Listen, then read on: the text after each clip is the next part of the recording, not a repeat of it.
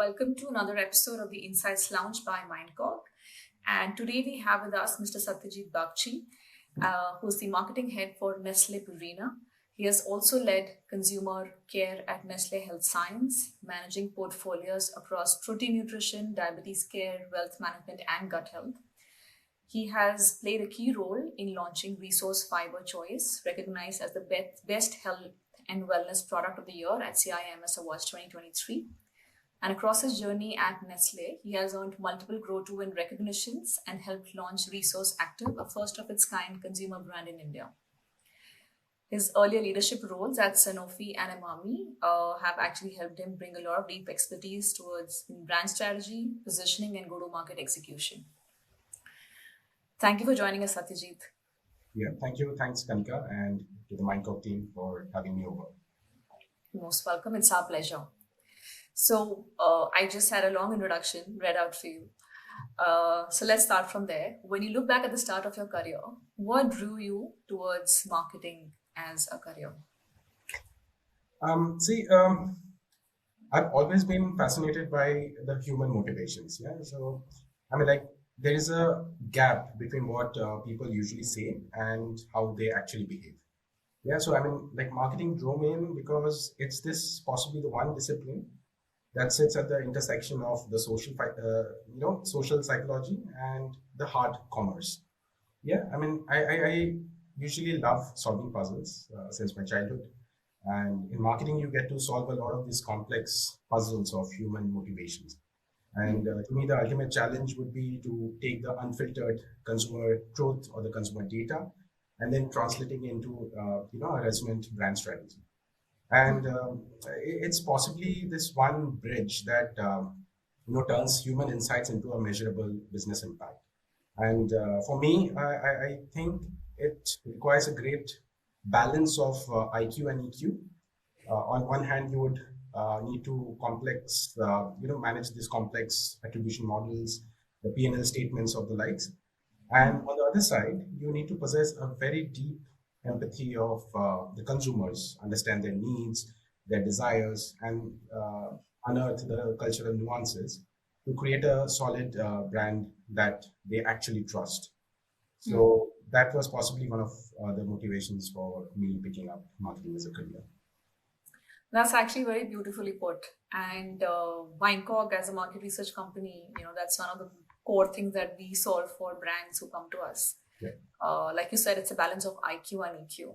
And many times we see that founders or marketing leaders are just sometimes overemphasizing just one side of this balance, just looking at numbers and metrics and playing on that and completely forgetting the emotional side that they also need to take into account whenever they're planning their campaigns. Yep. So tell me this, markets has been changing like drastically. Like in the past 1 year itself, there's been such a drastic change. Given your experience with one of the biggest, firms in consumer brands in the world, what would you say was working beautifully, say about 5 years ago, and now would just completely flop? It's a very interesting question, I would say. For example, we work at a global organization with business across 100 countries. And, 5 years ago, possibly, there was this approach of this global master brand. And there would be this one commercial developed centrally, where it's usually based on some broad universal truths and possibly been researched at a few countries. But then you adapt the same commercial across 50 different markets. Yeah. So as in, it's the same message going across different regions with different cultural sensitivities and all. Now, if a brand today attempts this, a generic top-down kind of a message without considering the specific cultural nuances or the social commerce trends, for example, European market would behave very differently in terms of premiumization adoption versus a developing market. Yeah. It feels completely out of touch. And I would say that instead of doing this mass marketing, this one size fits all, we have moved to something called a mass personalization, whereas where you essentially need to have a sizable base that you want to target, which is mass, But at the same time, there has to be some, ways to enter into the consumer's conversations. So mass personalization possibly is something which we definitely need to work at. And for example, I work at Nestle's pet care business, which is Purina. And in this age of pet parentage and the rise of, say, Gen Z consumers, pets aren't just animals anymore. Yeah, so they are Yeah. family members with personalities. 5 years ago, possibly would have focused on the bowl, the nutrition story. Today, we have to focus on the bond of how the pet, improves the lives of the parent, and vice versa. How can you create a better, life for your pets? So basically, we have to create a brand personality that lives in their social feeds, fits into their e-pet ecosystem. Like for example, if they are shopping, say at a Super Tails or a Heads Up for Tails, so how do we communicate our brand story there? That speaks to the owner's lifestyle is really important.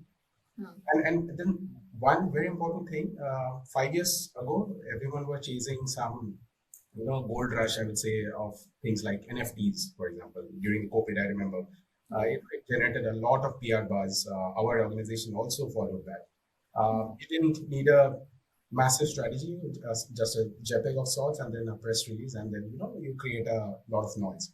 But nowadays, if the global brand tried to do this, it will not just be a flop, it will possibly even be mocked at. Yeah? So the basics have changed. It's changed from those shiny, flashy, exciting things to something which is more useful and meaningful. Mhm. You touched a lot of important points in that answer, and I probably have a couple of follow-up questions. Yeah. You said that localization was something people or brands have been accustomed to over a long period of time. So what works for India has to be accommodated differently for Europe, for Yeah, example. And even within Europe, there are a lot of nuances. exactly. But you talked about mass personalization. Do you think that is something which a lot of these new age D2C brands are able to do better than legacy brands? Or do you think legacy brands have been managed to catch up and figure their own way out while doing this? I mean, there is no alternative. Even the legacy brands have to continually, change with times, and it's almost like a wake-up call or a challenge thrown by the new age players, the D2C players who are much more agile, to the legacy brands to step up their game. And it's of course you don't tinker with the core brand ethos, but how can you still be meaningful without impacting your brand core, and still be relevant to the Gen Z users? Look, like for example, Nescafe, which has been there for decades, right? Like, but then how do you make a similar or a unique appeal to the Gen Z users or possibly the younger audience base or the consumer base, right? So how do you connect with them with the same product, but then obviously same product plus extensions and all. But how do you create that personalization for them? Yeah, so a coffee for a say a 45 or a 50-year-old, a Nescafe, would be very different in terms of the benefit that they are getting, in terms of the product benefit, in terms of the emotional benefit, vis-a-vis a 18-year-old who is entering into a campus. Yeah. So Nescafe, for example, has been able to crack the code for both of these. Yeah? So in a college student, you would show something like it's like a fuel for your passion, fuel for your ambition that you have. Yeah, so that's how the brand has been able to unlock newer spaces. So it's the same brand, same old brand, but finding newer avenues to reach out to newer sets of audiences.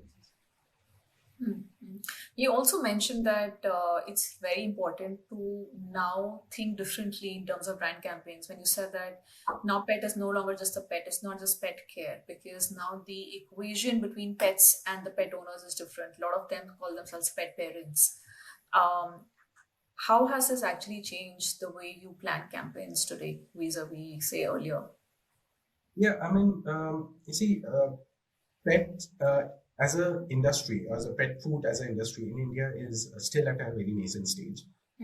So we are still figuring out ways of reaching out to the right parents with the right set of information or communication. But what the clear difference which has happened is pets are not seen as a accompaniment or just someone to guard their houses. They are seen as someone who is sharing their rooms even during nights. Yeah, so the way the behavior has changed is completely different. And but what has happened here is, since it's a nascent category, so people and 80% of pet parents in India, for example, are the first timers. Yeah, so they don't have this generational expertise to rely on. Like, for example, if you have a human baby, you would possibly take your guidance from your mother or your grandmother, yeah, or someone in your neighborhood. But since everyone is adopting a pet for the first time, 80% of them are first timers. They don't know who to rely on. Yeah, what kind of food to possibly feed. Yeah, so if the pet falls ill, then how do you take care of them? So how can we simplify the doubts or the the confusion that they have in their minds is something that a brand can possibly be a partner as. Yeah. So, like for example, there's this one very interesting campaign where it talked about how people like to dress their pets with their human clothing, and then try to treat or love them like humans. Yeah. But what essentially they shouldn't do is feed them like what they themselves eat. Yeah, so because Yeah. their nutritional needs are very different. So there's this one very lovely campaign which had been created, which talks about how home cooked food is not good enough for them. Yeah, so that's how the entire industry is shaping up, and as we speak, it's a very interesting journey that all of us, including Purina, Nestle, and the global competitors as well as the local competitors in India in the pet food space, are shaping up this business. So you're saying that the gap of education can be capitalized for by pet focused brands to Yeah, actually grow their share in this market, but absolutely. it's still quite nascent. Yeah. So we've touched a little bit about legacy versus new age brands. And one of the core difference that they have is the kind of budgets that they get to play with. Yeah. And you work with both lean and large marketing Yeah. spends. Do you think that well-funded strategies can also fail? Oh, absolutely. I mean, this is I smile at it because recently I had gone to one of these lectures at one of the B schools, and this was the same question which was asked. Like, if you don't have big budgets, then how do you make sure that your brand gets noticed, or you're able to make a mark in this crowded space? I mean, I put a very simple fact that money can buy you reach, but it can't buy you resonance. So you might have huge budgets, and the temptation could be to just bully or buy your way into the consumer's mind through sheer frequency and reach. You can do a lot of these massive campaigns with TV and print and digital and outdoors, but if the core insight is hollow, you aren't building equity. Yeah, you are just renting attention, and Yeah. I mean, you'll just end up spending, thousands of crores of monies, but you'll not have this memorability. After the campaign period is over, you'll just remain forgotten. Yeah. So on the other hand, I've seen that when you're lean, you're forced to be clever. I mean, like, there is no alternative but to find better ways to find the bang for your buck. Yeah. So you have to find that one hook that people will eventually remember or share. Yeah, so I'll just give you an example of this one interesting activity that we have done. So I was a management trainee some 14, 15 years back, and I was managing a small brand, very small brand of the company. It was a brand called North Pole, and it was an activity in Tamil Nadu where our largest competitor had almost 95% market share, 93, 94% market share. Yeah, so and we were to relaunch this brand. So Northpool was a very unique product in the sense it was a menthol cigarette. The end payoff was that you feel refreshed. It's a mentholy feel, and it was very unique during those times. So I mean, nowadays every cigarette brand has a flavored product, but at that time it was not as commonplace. So now, how do you connote this freshness aspect of North Pole? So what we did was we at the point of sale, the pan shops, we hired some promoters, and it was a hot month of Tamil Nadu. You can imagine how hot and sultry it would be. So and the promoter had this one interesting tray with a small tablet of towel.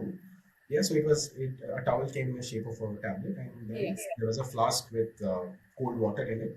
So you poured the water on it, and then it expanded into a towel. And then Yeah. when the I smoker remember came that. in, yeah. So when the smoker came in, they were given this towel, and they could wipe their face and all, and that instant refreshment happened. And then the spiel began. And the way you feel refreshed. So there is this one product that we have called North Pole.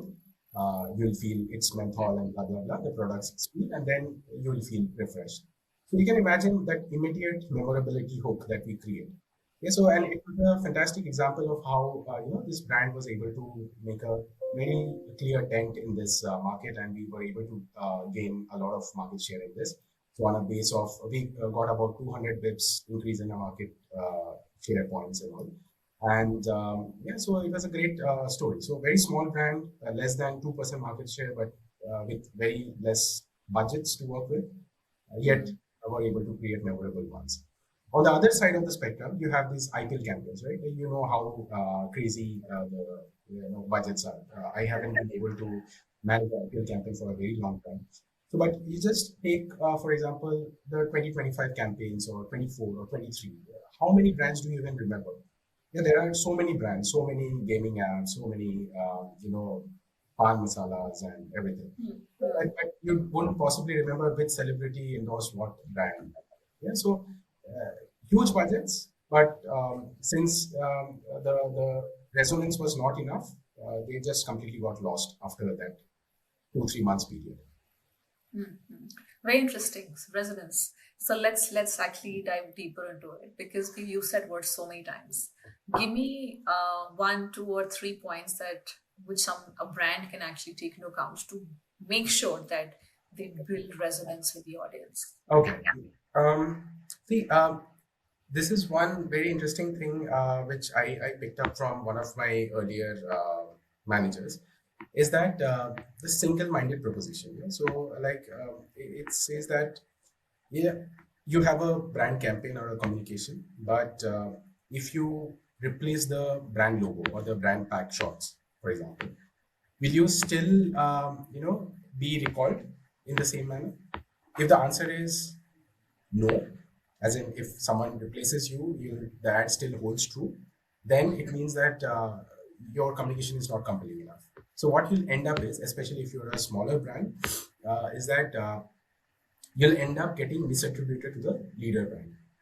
Yeah, if you're a challenger brand, you'll always get misattributed to the bigger one. So all your media spends will just end up creating more awareness for the market. Yeah, so that's one very and it's not very easy to do, like getting that single-minded proposition. So you have to unearth a lot of these consumer insights, layers of unstated statements from the consumers to come to this core insight as to what they actually need. And if you are able to understand that particular problem statement from the consumers, which obviously they will not state themselves. Yeah. So then you will be able to create a messaging or a brand strategy that will help you unlock that mind space for them. Yeah. So and then of course, make sure very hard pressed on the execution bit. So once you have that right hook in place, how can you get into their minds with the right touch points, whether it be in terms of the communication at the point of sale, post purchase, how do you follow up with them? So that entire journey, consumer journey, has to be managed very seamlessly. So it can't be just one excellent thing in isolation and a series of subpar, execution or activities. Understood. Talked about something very interesting. You talked about making sure that all the touch points are being taken care of. You also talked about previously that how sometimes big budgets only create noise, but they don't have a lasting impact.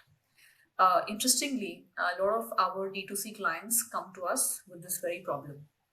They say that they saw a peak and they thought that okay, they've cracked the market, but they feel that month on month they keep have to increasing their ad spend.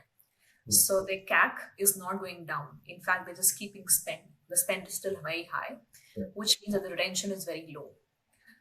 Do you think it is a lot to do with the marketing campaign, or what could be the reason?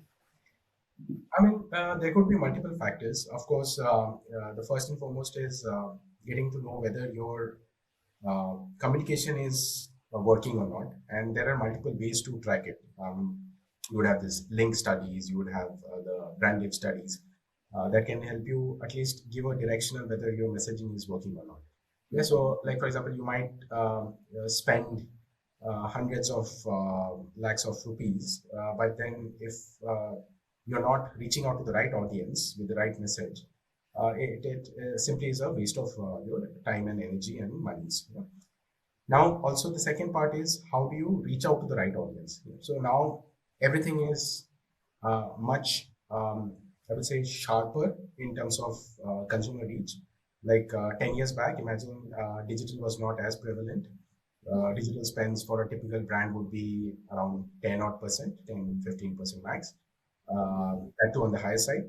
Uh, on TV, you would obviously have that traditional media planning where you have this PG definition, 18 to 30, male, female, uh, SECA, NCCSA, and then in these particular cities, and then that's how you do it. Yeah. So, and then you usually used to have a mid-eval and then a final report, and then you track on RNFs, regional frequencies, and all.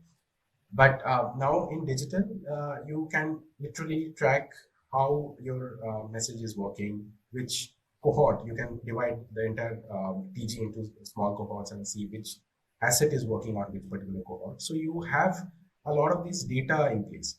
Yeah, but then uh, are you still reaching out to the right audience is something which needs to be assessed very clearly. Yeah, so and for example, in a F&B, it's possibly a little bit easier. But say, for example, I'll go back to the pet business. So, for example, we have a fantastic brand called Felix. It's a billion dollar brand from the world of Nestlé, wet cat food. Now, we were to say reach out to the cat parents. Now, how do you reach out to them? You have typically you would go to a lookalike audience, certain parameters, certain demographics, and then you run that ad on those lookalike audiences. So the hit rate could be like somewhere around 50 to 60%. Yeah. Now, but here, someone who is watching a cat video may not be a cat parent. Yeah, so in fact, it can so be that that person personally hates cats. Yeah, now, so if I were to use the same model of lookalikes and then run this campaign on this particular set of audience, then I'll just simply waste my money because they are not even cat parents. So why will they even buy my product?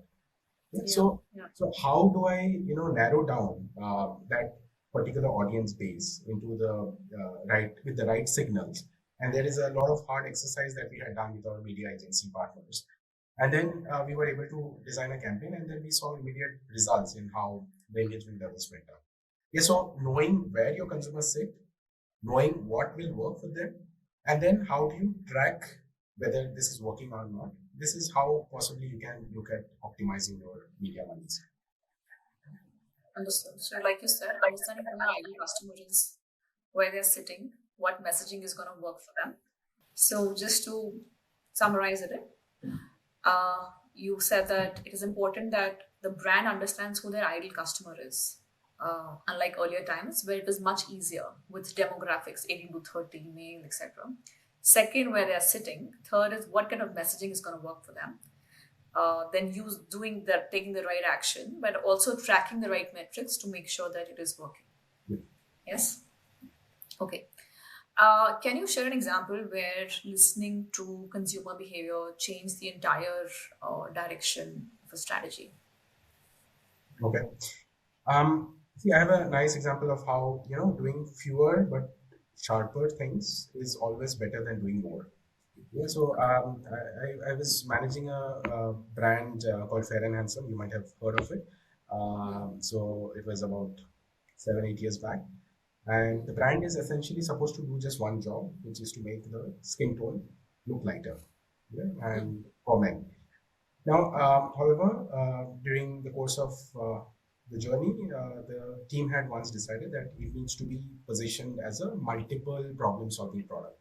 Yeah, which takes care of skin blemishes, sun protection, pollution reduction, and so and so and so forth.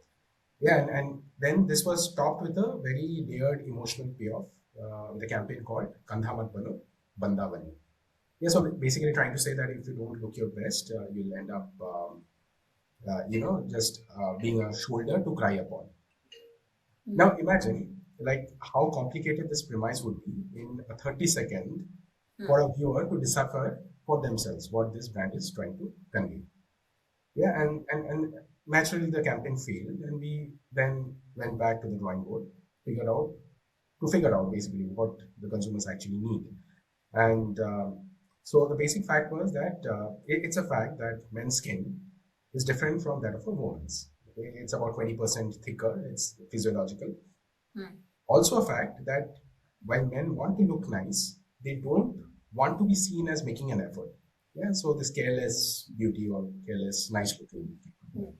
Yeah, so especially when seen using a fairness cream that their say mother or sister or wife would have bought at home, so they don't want to be seen using it. Yeah, so it's a Yeah. matter of embarrassment or shame for them. So this was Not this. masculine enough. Yes, or not masculine enough. Yes, absolutely. And so using this insight, this new campaign was we had relaunched this campaign which talked about this in a crude term. It's real fairness for real men. So which essentially means that how this pink fairness cream, the largest fairness cream brand, is not effective for men's tough skin. So this was this one single-minded proposition which I was also talking about.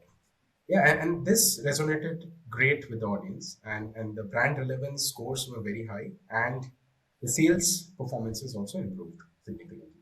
So while we did stay in the same zone of this fairness, but at the same time we just simplified the message for the audience and stripping these layers and just getting to the core consumer need or the insight. That was the reason for the success, and it's absolutely important and paramount in deciding the strategic direction for any brand communication or any business directions that one might want to take. So that's a great example, Satyajit. Help me understand. So how do big brands like Nestle figure out what's really resonating with the consumers? How do they go about doing this kind of research for themselves? I mean, see, there are multiple ways to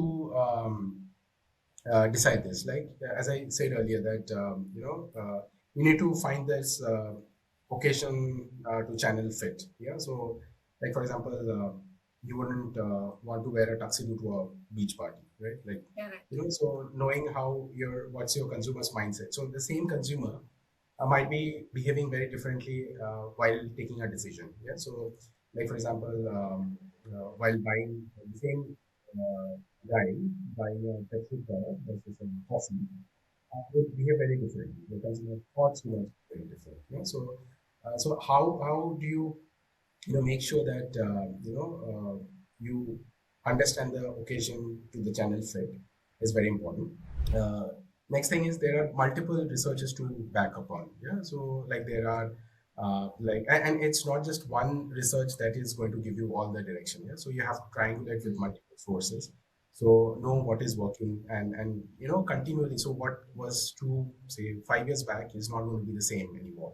Yeah, so Correct. but for example, there could be studies like link studies to understand whether your message is getting registered or not. There are UNS, usage and attitude studies, which talks about the needs and barriers for a consumer to your particular solution.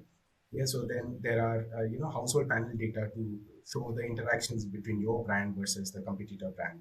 So there are certain interventions that you might have done at a particular time, and how it has positively or adversely impacted your brand's sale. So all of these researches are taken into account while deciding for the next steps for the brand. You touched upon quite a few terms. Can you, for a D2C brand owner, Hmm. uh, break it down in simple steps if they are launching something new? So let's say a similar product, a men's consumer product. Hmm. what should be the steps that they take? Of course, when they have already thought about the product, they've conceptualized it, they have some hypothesis already in mind. Yeah. So either they have seen some other similar products in the market, or they say that we think there's a gap in this part of the market, so let's do this. Yeah. Now, how do they go about actually achieving, taking the steps, actually making sure that the PMF exists, the product market fit exists, and how should they actually start their messaging, etc. Yeah, I mean, like obviously the journeys are quite unique, but there is typically a step that is identified. Like, for example, you know which is your area of expertise, and within that domain, what are the kind of areas that you can possibly get into. Yeah, so typically in my past journeys, we have done some exercise called design thinking, where there is a interesting step where do a chalkboard exercise where you identify the different need gaps, how it can fit with the consumer's pain point, and then what are the kind of new innovations that you can possibly bring out to address those need gaps. Yeah. So now, once you create this entire laundry list of activities or interventions or solutions or products, however you look at it, then you say narrow down on say two or three areas, yeah, and then you test it rigorously. And there are multiple research agencies that can help you do it. Not necessarily has to be expensive ones, but still, since if it is a small D2C brand, they can still test it out, the hypothesis. And there are a lot of digital, research is also available nowadays that you can leverage upon. So then you basically lock in a product concept. And then once you lock in that, if it is resonating well, very good, you move to the next step of, developing that entire thing. If it doesn't work well, then you obviously redo this entire bit and come back to the point where, the consumers are accepting it. Then you build on it, where how you develop this product, the actual product. So for example, if it is a healthcare product for a millennial who is showing signs of aging, and a depletion of the energy levels when they were in their 20s.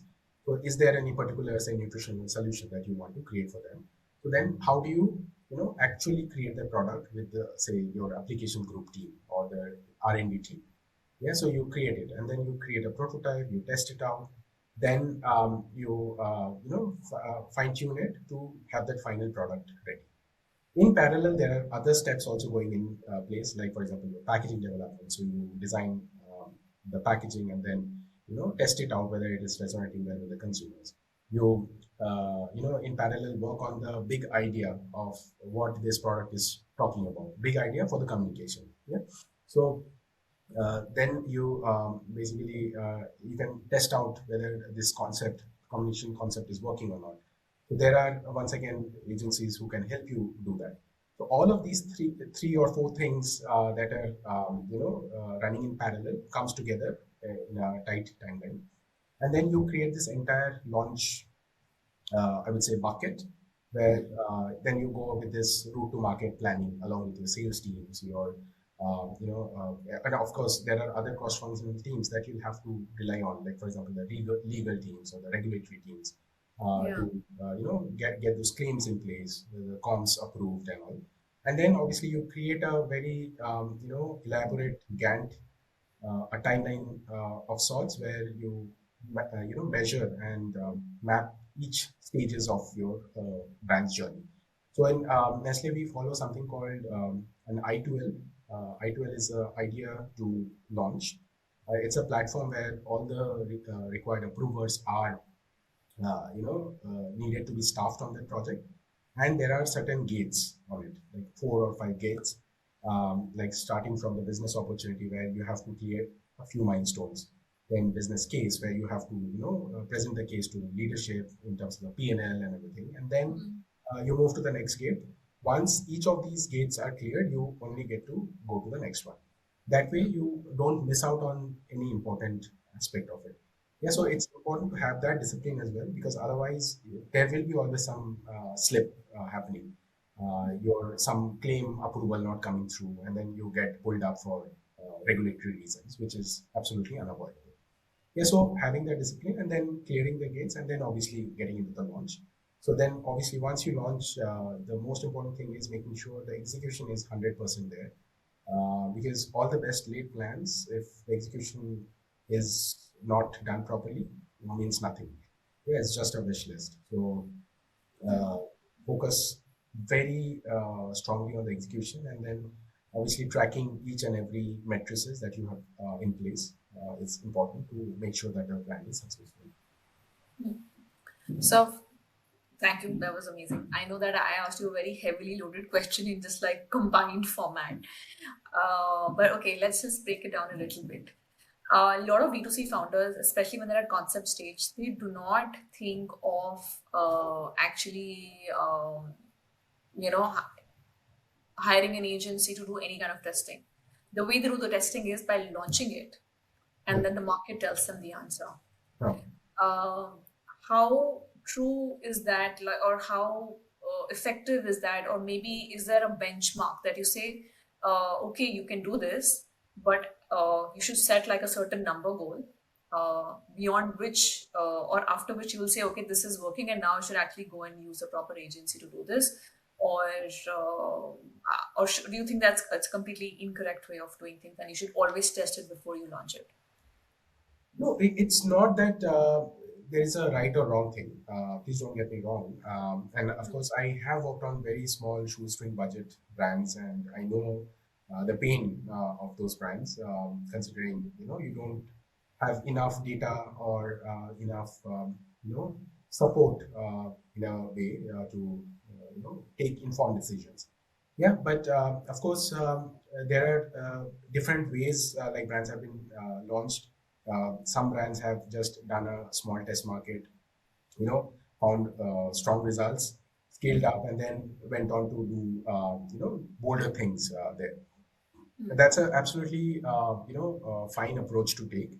On the other hand, if you are managing, say, a legacy brand, you will have to have certain guardrails in place. Yeah? So there Correct. you can't mess up with the brand identity or the brand core, because the risk of losing is also much higher. Yes. Yeah, Yes. so it doesn't mean that this is a right approach, that is a wrong approach. So, um, so what typically happens is on shoestring budgets, you still have to set some matrices in advance before you go ahead with, right? Like how do you identify whether your launch is even successful? So if you don't know if you're tracking the right matrices, then you know not even know whether you're going in the right direction. Now, also another thing is like any numbers, sales numbers, they are essentially internal targets, right? So you say I want to do say 10 crores in say the first year revenue. It's still a very internal number. So how does it compare with the rest of the market? So market share, how are you making a dent in this space? Is something which I think everyone should ask about. Yeah. So if it's like I say a 1% market share by the year end, that's still a very sharp ambition to take. Rather than say, I want to say get 10 crores in the first year, but the industry is growing by say 3x more.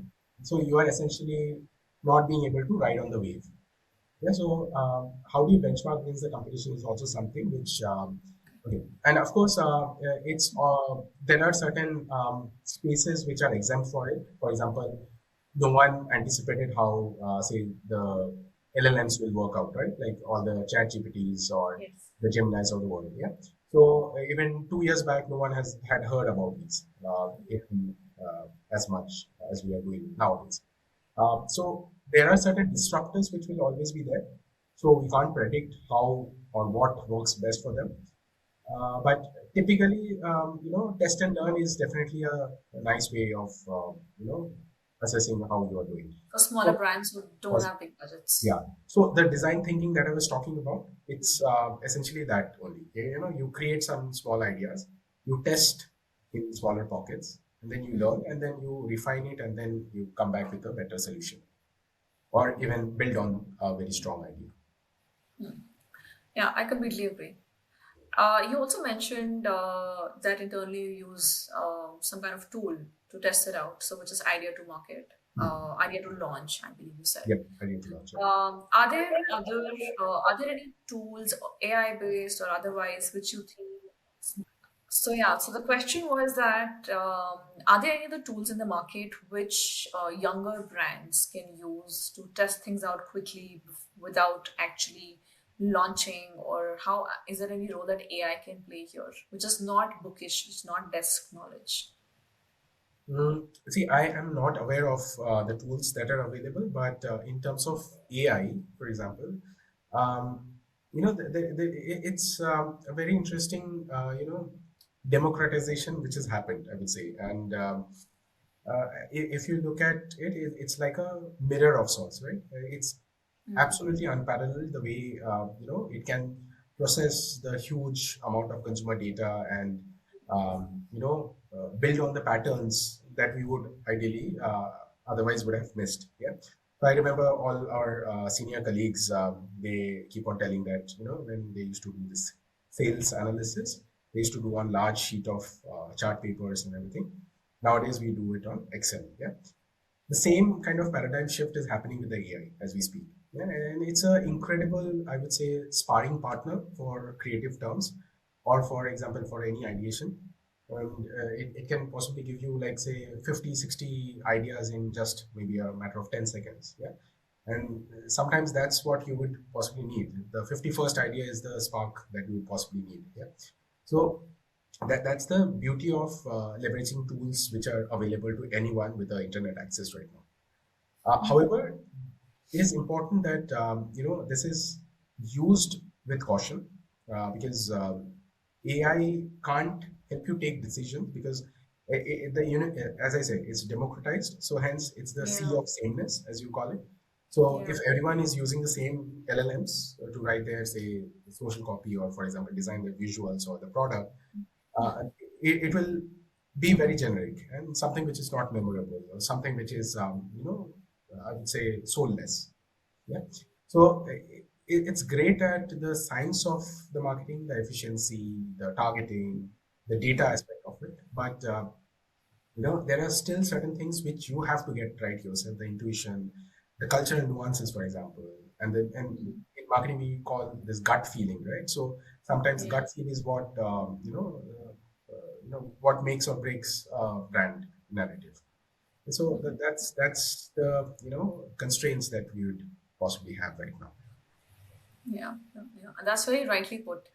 AI will give you same answers unless you choose to ask it differently, and there are layers to it. Yeah, So it really is about who's using it and how well they know how to use the yeah, tool. yeah.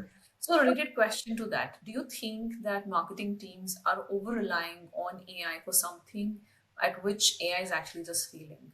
Like they think they can get AI to do it, but it's just not working at all. I mean, like, see, it's all a learning journey for all of us. And as I said, that AI is doing fantastic work in basically replacing the busy work with, and allowing us to be more focused on the other productive things. And it can obviously help you, generate some More thoughts idea. per se. Yeah.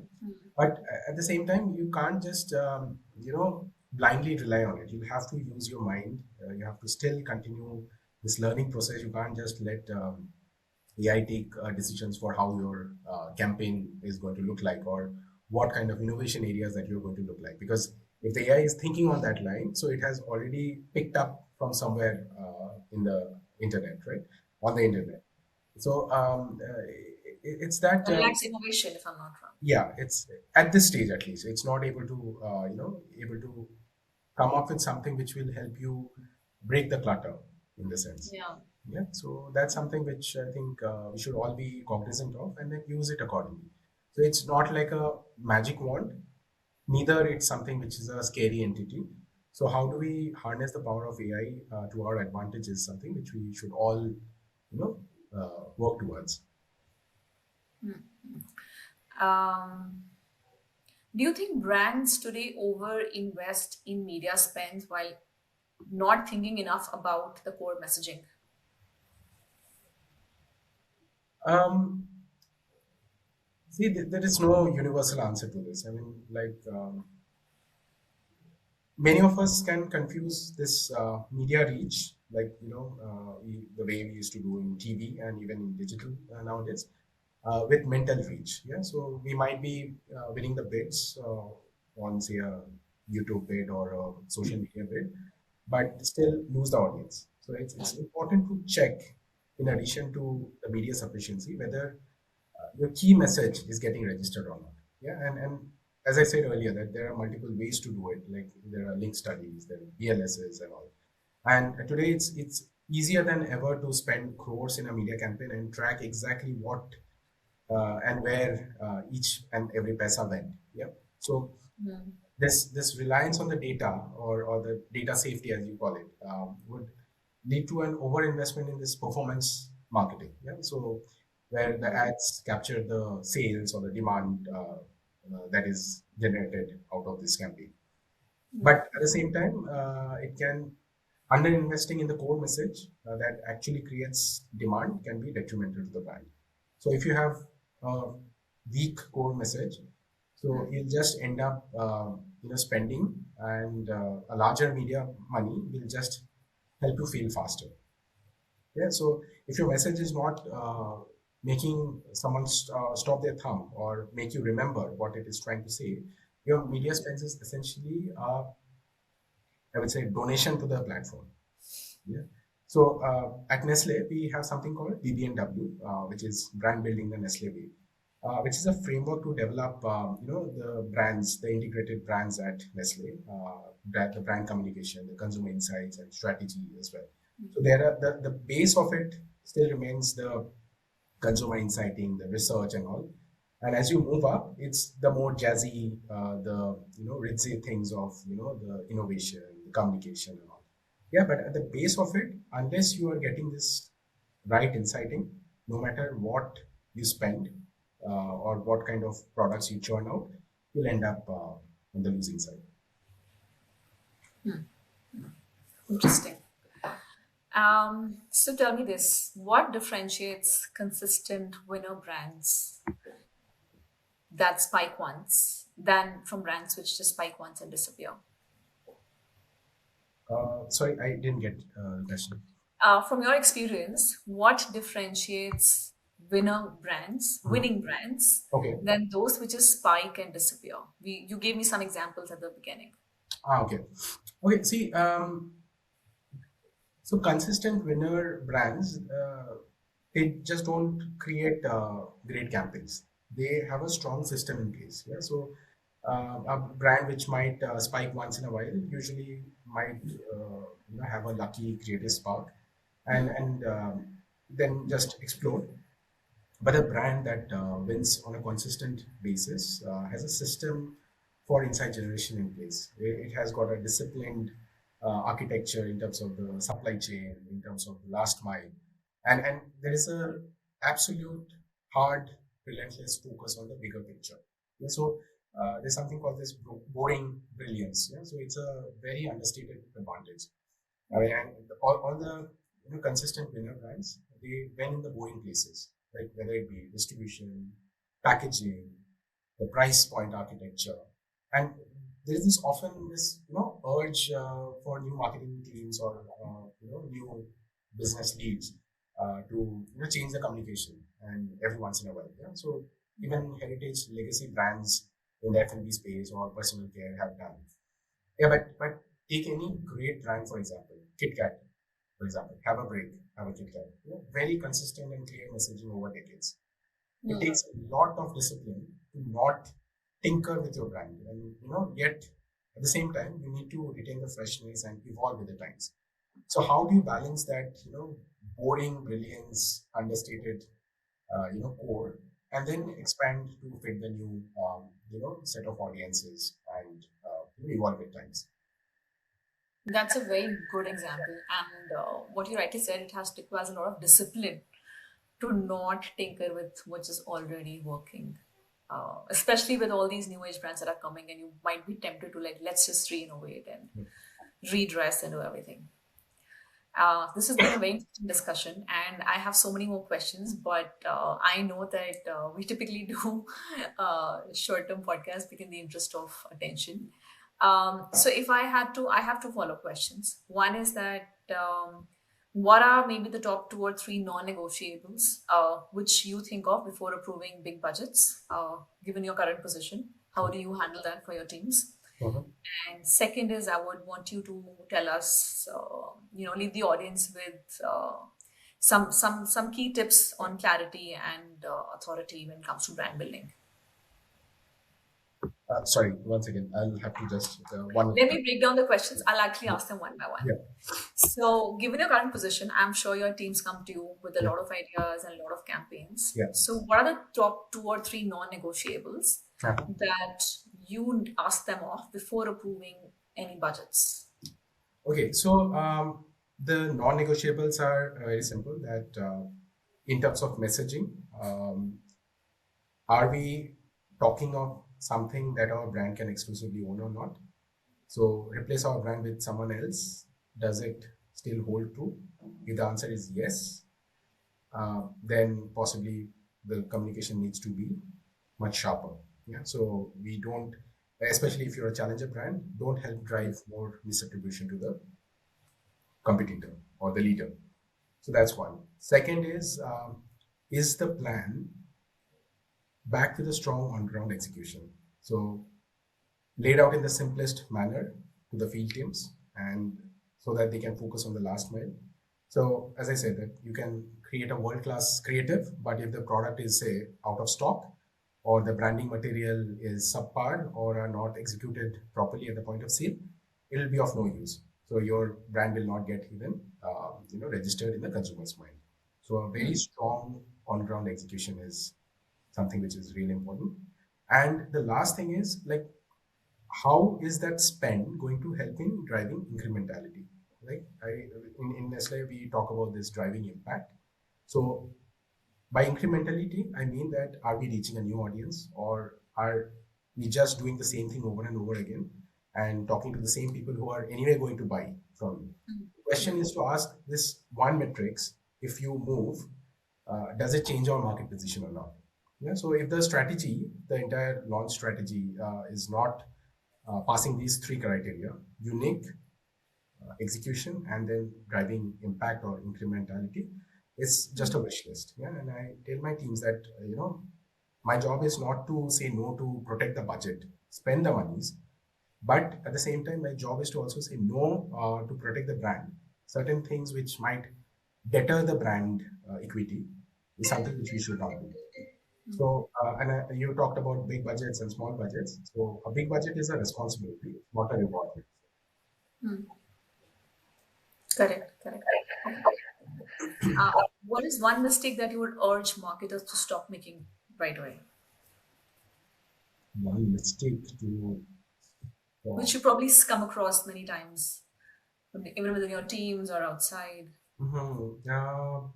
see, many a times we fall in the trap of prioritizing short-term gains, right? Short-term engagement hacks, like forcing a brand into a very unrelated trend, something clickbaity kind of thing, and neglecting the fact that there is a fundamental reason why the consumers are choosing your brand for in the long run. Yeah, so like for example, there could be a trending news or audio or a meme that has got nothing to do with your brand identity, which might, if you just piggyback on, you can get great views, but it rarely builds brand equity. There are some exceptions, obviously. Amul is a classic example where it has, done those topical posts and owned that Yes. space. But Yeah. not every brand is Amul. Yeah. So, like for example, recently when Mr. Ratan Tata passed away, there were multiple brands trying to build on that and ended up making a mockery or just being frivolous around it. Yeah, so that's something which I think any Doesn't marketing always team, work. yeah, it's not a very nice place to be in. Audience might remember that meme or that music or something, but if they forget the brand, it's a failed marketing investment because you'll still spend monies to promote it, right?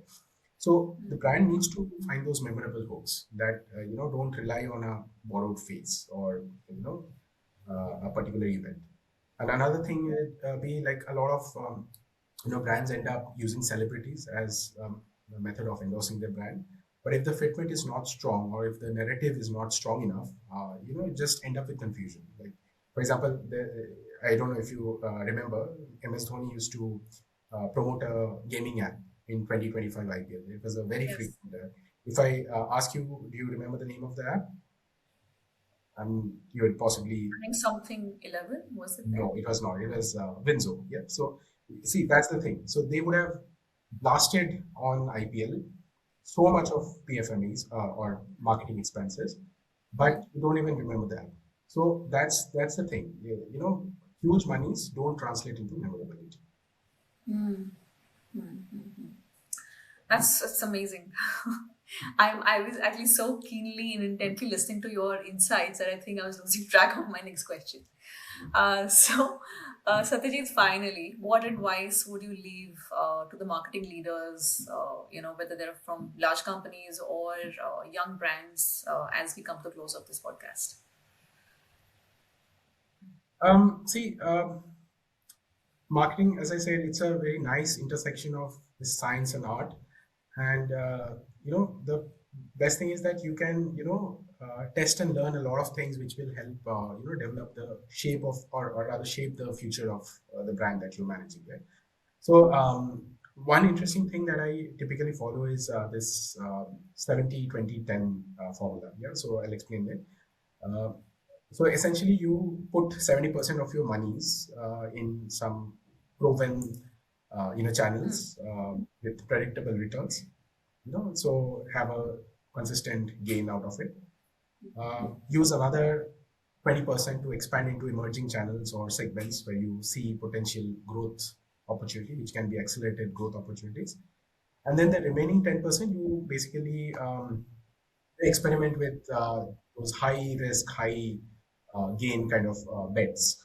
Like, for example, an emerging AI tool or, say, some niche media platform. So, recently in Q4, we conducted one test with a new platform for driving engagement with our consumers. That's something which is going to give you that entire overall growth, so that you test and learn a few things which, if it works, very good, scale up. If it doesn't, you just pull back your investments. Yeah, that's one thing. But whatever you do, it has to be backed with a proper measurement system in place. And so you have to have defined KPIs in place. You cannot prove success if you don't know exactly where you are starting from. Yeah, so and we have more data than available. So data can tell you what has happened, but it can't obviously tell you why it has happened. So you have to, uh, you know, you know, go beyond the usual, information. Talk to the field teams, get insights from the ground up. Talk to consumers, go for consumer immersions. So Yeah. sitting in fancy offices or AC offices is not going to help you, get to the reality of the consumers. So you have to have those conversations in person. Mm. Yeah, thank you. At least thank you for calling it out. So that is what gives agencies like us our bread and butter, because we keep teaching brands that you have to constantly talk, stay updated with what is working. So like you rightly said, sometimes when the campaign is doing so well, you actually don't know why they're buying. You don't even know people who are buying why they are buying. So you don't know what to double down on.